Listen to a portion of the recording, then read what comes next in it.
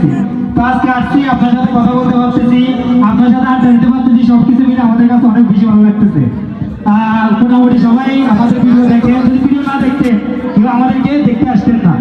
তো সবকিছু মিলে আমাদের কাছে অনেক বেশি ভালো লাগে যে আমাদের ভিডিওগুলো আপনারা এত এত সুন্দরভাবে নেন, এই জিনিসটা আমাদের কাছে বেশি ভালো লাগে।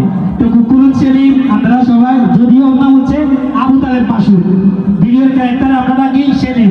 তো গ্রামে কিছু মুরব্বী আছে না খিটখিটে টাইপের, হ্যাঁ গ্রামে কিছু মুরব্বী আছে না খিটখিটে টাইপের, এক একজন এক এক কথা বললে গরম হয়ে যায়।